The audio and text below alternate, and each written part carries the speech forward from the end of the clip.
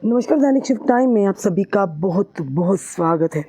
इस समय की बड़ी खबर हम आपके साथ साझा करें और खबर ये है कि फ़िलहाल ये ज़रूर कहेंगे उच्च स्तर की बैठी हुई तीनों सेनाओं के जो अधिकारी थे वो उस बैठक में बैठे और क्या वहाँ पर फैसला लिया वो जानकारी पूरी आपके साथ साझा करेंगे।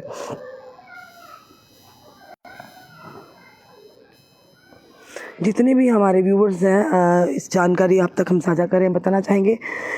ये साफ तौर पर कहा गया कि अगर पाकिस्तान ने आज रात सीज फायर का उल्लंघन किया तो करारा जवाब मिलेगा। ये कहना है तीनों सेनाओं के आलाधिकारियों का। बताना चाहेंगे ज़रूरत पड़ी तो आगे भी एक्शन लेंगे पाकिस्तान। और ऑपरेशन सिंदूर पर ये साफ तौर पर कहा गया डीजीएमओ ने। भारतीय सेना, वायुसेना और नौसेना की प्रेस कॉन्फ्रेंस शुरू हुई थी। उसी कॉन्फ्रेंस में director general of military operation lieutenant general Rajiv Ghai operation Sindoor की विस्तृत जानकारी दे रहे थे। उनके साथ DG air operation air marshal Awadhesh Kumar Bharti और DG naval operation vice admiral A N Pramod भी मौजूद थे। ये पहली बार है जब तीनों सेनाओं के वरिष्ठ अधिकारी एक साथ इस कॉन्फ्रेंस में ब्रीफिंग कर रहे थे।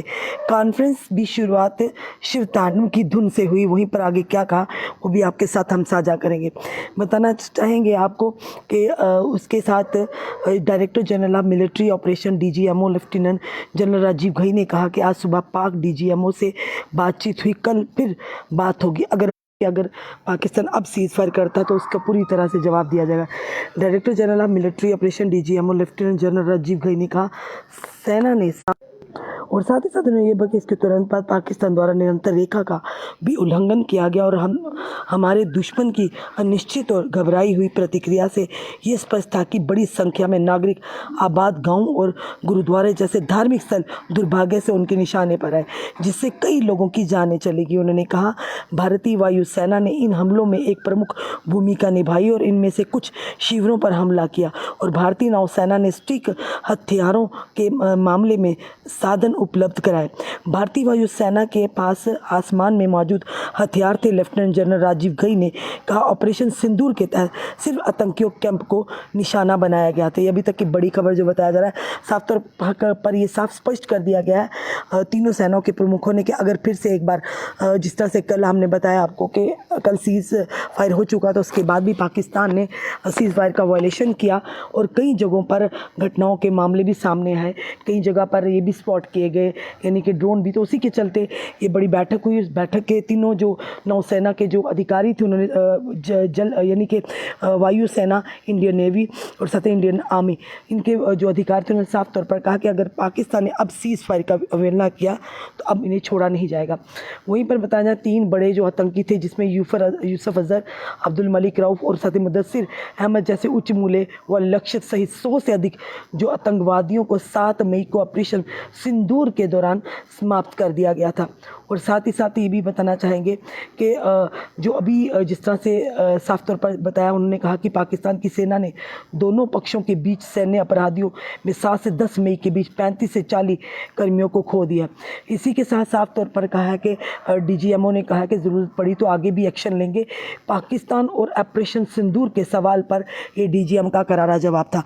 वहीं पर आपने देखा किस तरह से पाकिस्तान ने ड्रोन के माध्यम से जम्मू कश्मीर के कई इलाकों को, खास करके जम्मू के कई इलाकों को टारगेट किया, उसमें हमला करने की कोशिश की, पर उसके बावजूद भी हमारी भारतीय सेना ने मुंह तोड़ जवाब दिया, उनके हमलों को किस तरह से विफल किया। और वहीं पर अगर बात करें एलओसी पर, उसके बावजूद भी जब बुखलाए पाकिस्तान ने, जब भारतीय सेना ने इनके पाकिस्तान में घुसकर इनके 9 जो आतंकी ठिकानों को और ध्वस्त कर दिया था, उसी के चलते बुखलाए पाकिस्तान ने फिर से एक बार सीज फायर का उल्लंघन किया और किस तरह से एलओसी पर हमारे कई लोगों की जानें चली गई, कईयों के घर तबाह बर्बाद हो गए, कई यानी कि आशियाने उजड़ गए, कई लोग बेघर हो गए। और इसी तरह से अब लगातार देखें कि किस तरह से डोनाल्ड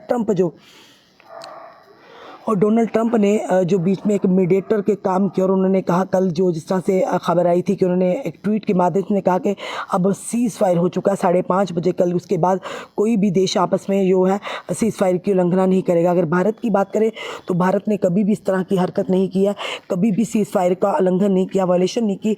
पर पाकिस्तान पर भरोसा क्या किया जा सकता है, ये बड़े सारे सवाल है। क्या डोनाल्ड ट्रंप इस चीज़ की यानी कि जो डोनाल्ड ट्रंप है इस चीज़ का जिम्मेदारी लेते हैं कि पाकिस्तान पाकिस्तान पर भरोसा किया जाए, और अगर कुछ भी होता तो डोनाल्ड ट्रंप इसके ज़िम्मेदार होंगे, क्योंकि पाकिस्तान ने बार बार वायलेशन की है, बार बार सीज़ फायर का उल्लंघन किया। तो इस बार किस तरह से पाकिस्तान पर यकीन किया जाए। फ़िलहाल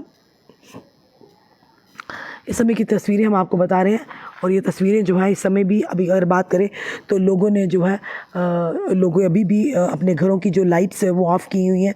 आप देख रहे हैं लोग घरों के अंदर हैं, क्योंकि कहीं ना कहीं भरोसा नहीं है पाकिस्तान पर। अब आम जनता भी जानती है कि पाकिस्तान वो दुम है, वो कभी सीधी नहीं होगी। इसी के चलते आप देख रहे हैं इस समय आसमान पर बादल भी छाए हुए हैं, पर फिलहाल जो तस्वीरें हैं साफ़ तौर पर देख रहे हैं, लोगों ने अपने घरों जो पोल्स की लाइट है वो भी इवन के देखिए बंद कर रखी हुई है। जो स्मार्ट मीटर सिर्फ वही आपको नज़र आएंगे, बाकी पोल की लाइट्स हैं वो भी आपको बंद दिखेंगी। तो इस समय जो है हर कोई समझदार है, समझदारी से काम ले रहा है। कईयों के घर में बुज़ुर्ग हैं, बच्चे, उसके बावजूद भी लोगों ने जो है घरों की लाइट्स बंद रखी हुई हैं। तो इसी के साथ अगर बात करें तो फ़िलहाल ये साफ़ तौर पर कहा है कि अगर आज रात अगर पाकिस्तान सीज़ फायर करता है तो वायलेशन करता है तो उसको मुंह तोड़ जवाब मिलेगा, डीजीएमओ ने साफ़ तौर पर कह दिया है।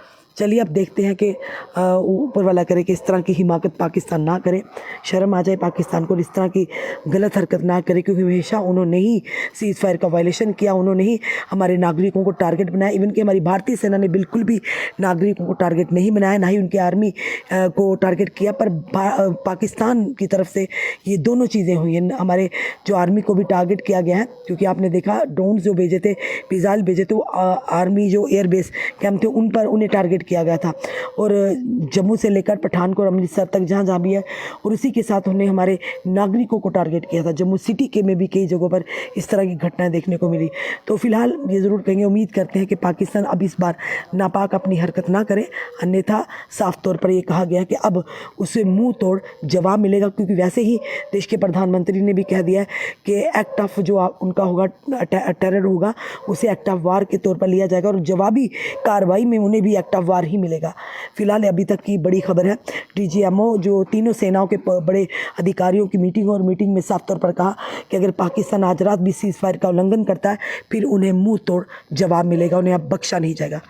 फिलहाल जितनी भी जनता देख रही है अपने ज़रूर कमेंट बॉक्स में कमेंट कीजिएगा, और इस वीडियो को ज़्यादा से ज़्यादा शेयर कीजिएगा। जुड़े रहिए ऐसे हमारे साथ अगले अपडेट के लिए। जय हिंद, जय भारत। फिर भी कहेंगे, सतर्क रहिएगा, सावधान रहिएगा। धन्यवाद।